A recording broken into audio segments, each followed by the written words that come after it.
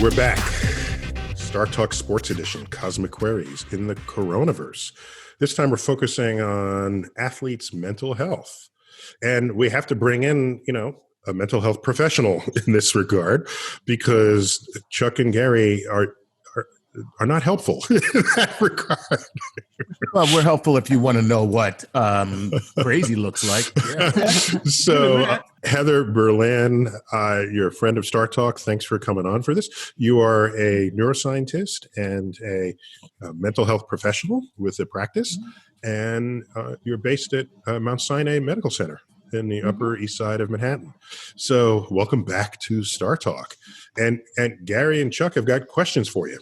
We do. Hi, Heather. Let's jump straight in here. You take away a hyper-motivated, driven athlete, and you take away their reason to be, i.e. through this quarantine.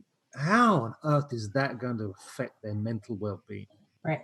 I mean, many ways, it's the same as all of us, right? We're taken out of our jobs, the things that motivate us on a daily basis. But I think for athletes in particular, because they are so used to regimen and routine and, practice and especially if it's a competitive sport, working with their teammates. So that's suddenly taken away. It can actually lead to more mental health issues, depression, that feeling of isolation, the lack of motivation, because in a way you can kind of get addicted to that adrenaline rush, right? The cortisol that is released with the, in the competition. And it might even lead to more aggressive behaviors at home, right? Because a lot of times with sports is a way to get out aggression, a lot of like high testosterone, and you can get it out in a healthy way. But if you don't have that outlet, it might lead to more aggressive behavior in less productive ways. Well, Heather, isn't it true that domestic violence reports have gone up during the coronavirus?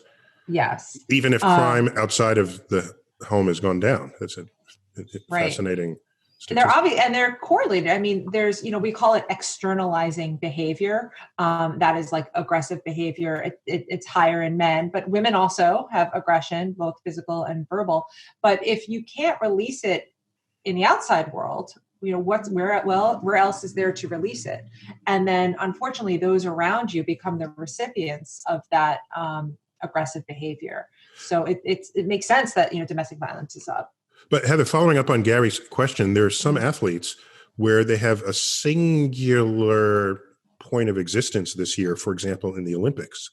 And we're recording this mid-May right now, and probably the Olympics, I don't know if they'll hold it with no audience or if it's postponed, but let's just say I've trained 4 years to be in the Olympics, and now it's gone. So where does that put me mentally? So first of all, I mean, the disappointment, something you've been working for so many years is suddenly taken away. Maybe this was your last chance, maybe you're at the upper edge of your athletic ability and, 4 years from now, you won't be as good, right?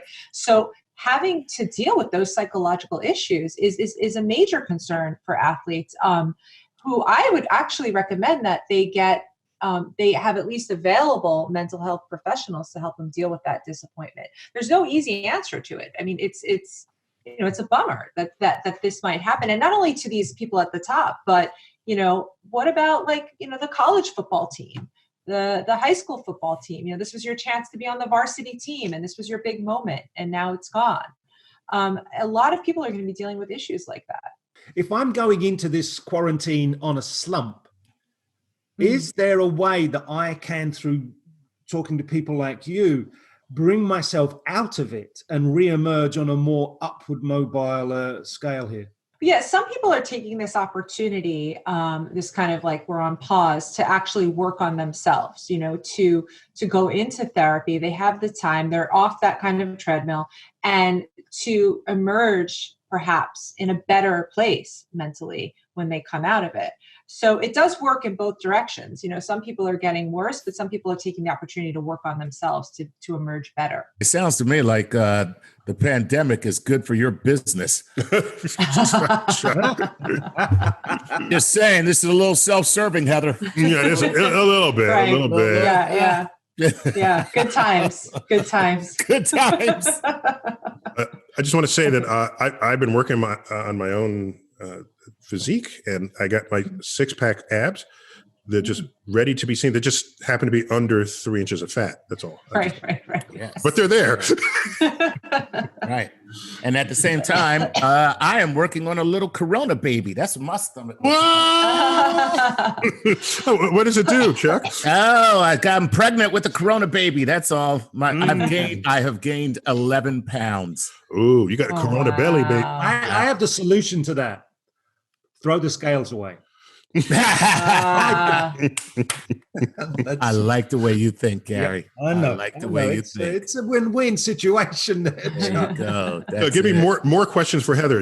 If quarantine's not enough to sort of start detonating the landmines in your head, Heather, as an athlete in, say, a contact sport, it might be basketball, it might be NFL, it might be soccer. I've got to go back into an area where I have to closely mark an opponent, tackle a running back, have this proximity. How am I getting over this particular, because I've got voices in my ears, these people I'm sharing my home with telling me you can't go back, it's dangerous. How is that all going to sort itself out and become a nice tranquil ocean? And there are going to be individual differences in terms of how anxious people are to recontact others, right? Some people, it's not going to be much of a problem. For others, they will have to overcome that anxiety. And part of it is going to be measures in place that make them feel safe. So I imagine that before contact sports begin, they're going to have every player be tested, at least I would say twice a week, to be safe, right? Easily. And yeah, I mean, so that will be some measure that will give them a feeling of at least psychological security. But it will be an issue to have to overcome. And, once that first case shows up again, which, chances are it will. It's going to be a whole new game, whole new ball game. Yeah. And they might, and listen, I mean, when they roll out sports, maybe the contact sports are going to be the last things to come back. It's first going to be tennis, and then maybe, baseball, golf. Right. Where they disinfect the bats and the balls and the clubs, right. And then little by little, if that goes well, then, maybe contact sports down the road. So on that same note, Heather, let's take this a step further. So we've been through this before, believe it or not. During the AIDS pandemic, AIDS was also, global, and it's a virus. And what happened in sports was that they took precautions. If someone got cut, you had to come out of the game. There were all these different measures that we took to protect against the transmission of HIV, okay, which was a bodily fluids transmission. Now, here's the difference, though. I didn't have to worry about transmitting it to my family. So it was me who put myself at risk when I went out on that field. If I got cut and I contracted this, okay, which was highly unlikely, but still precautions were made. This is, the most infectious thing we've seen in God knows how long. Yeah. And the most important part is you could be asymptomatic. If I get it that day, I could come home that day and transmit it to my family. What's that do to your head while you're out on the field? Right.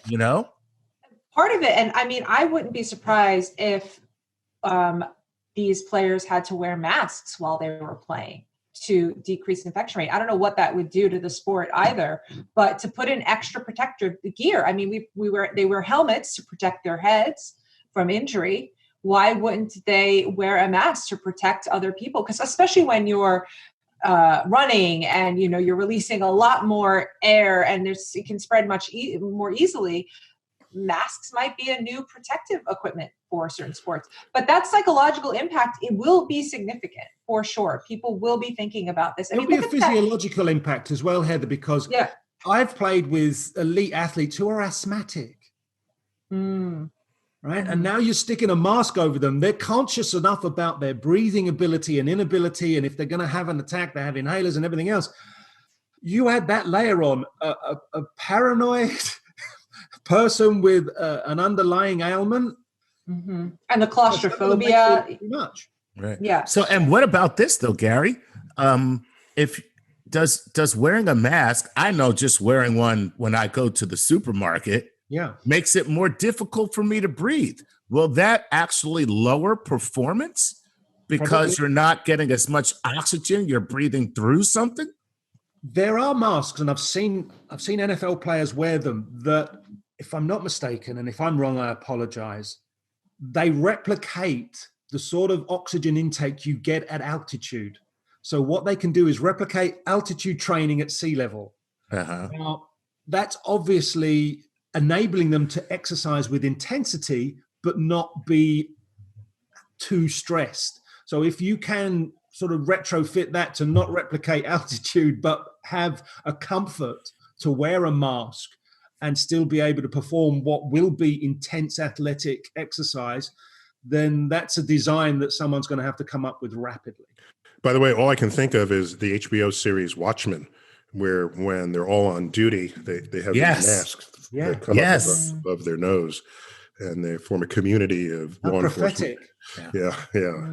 What a great show. And how, by the way, you're right, prophetic, where now everybody walks around in a mask. Right. Now we're all doing the same thing. It's you know what? If you get that Rorschach thing going on, that's going to weird me out. By the way, that's the one I want. That's the one we all want. So we only have Heather for a few more minutes. We got more questions for her. Yeah. All right. We've talked about how athletes might react in an empty stadium. How are fans going to react? I've got to get you in and out of a stadium comfortably. I've got to give you a comfort zone you're happy to exist in entry, exist, and exit from this stadium.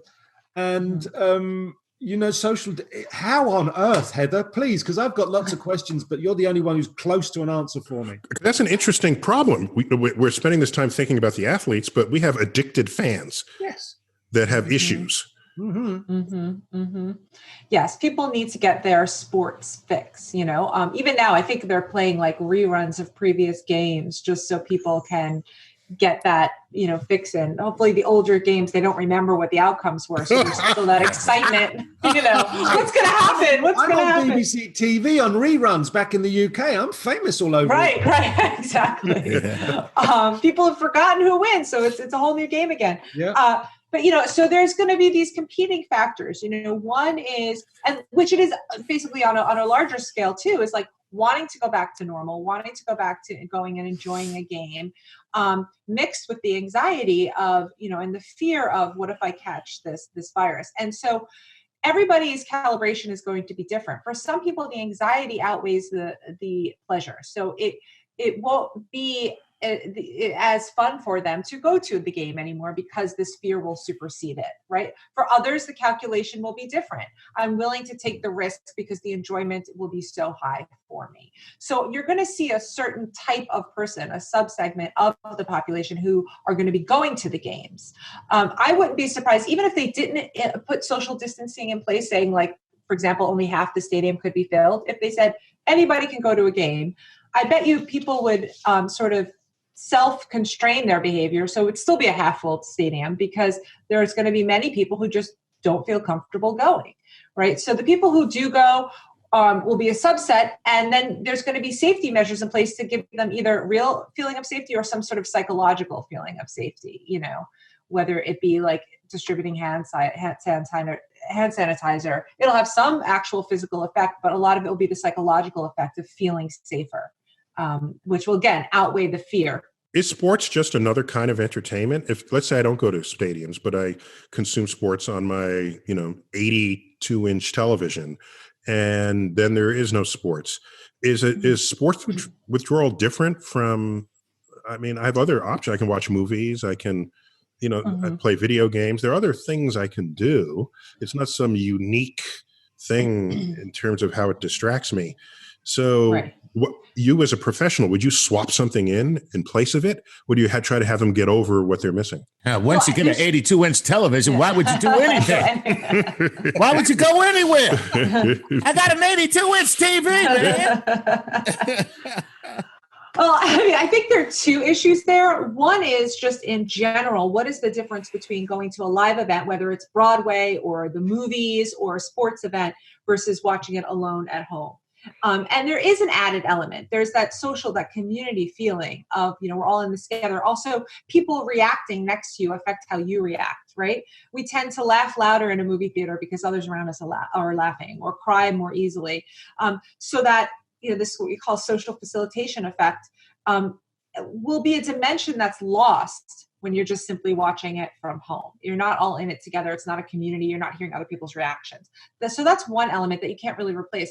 But then whether you can substitute in another form of entertainment for sports, I don't think so. I think that there's something unique about, the type of person who is addicted to a sport. Let's say they're following their favorite basketball team. That is meaningful in itself. And if you go and put on, a film instead, that's not going to give them their same hit, with the adrenaline and the competitiveness as the sports game would be. I hadn't heard it articulated until just now. Heather, it's fascinating. I am more prone to cry in a movie theater watching a movie with a collective audience than I am just alone watching the film, and to laugh a little louder. That's right. That's kind of weird that we do that. Mm-hmm. That's just freaky. We're social creatures, and so we pick up cues from other people about how we're supposed to respond. Again, a lot of it is unconscious, but that does affect our behavior. I don't want that to be true. I don't want to believe that I'm in some flow of social energy without any full control of how what my conduct is. Fans are tribal, right? Mm-hmm. And I know fans in different sports, that's their life, 7 days a week, rinse, repeat. How can they nurse themselves through this successfully? Yeah, where's the tribalism fit into this, Heather? Yeah. One thing you can do is you can enact the same behaviors you would do if you were going to the game. So, and some people do this, at home, dress up in the team jersey, paint your face. Maybe you can, have other people on Zoom who are also dressed up, and you're all watching the game together. That sense of camaraderie. Get one of those big pointy fingers or whatever, the foam things, and but you can collectively watch it on Zoom together and try to engage in or whatever video conferencing you like to use. That you can simulate those experiences. Obviously, it's not the same, but even when, say, I'm doing telehealth or therapy, it's obviously better to be with the person in the flesh, but you can at least have something like seeing a video of someone is better than just on the phone, right? And that's better than just typing to somebody. So the more sensory elements you can add in, the more you can simulate the real experience, the better it will be for people. All right, so that works. Mm-hmm. So okay, so so there's the home kit.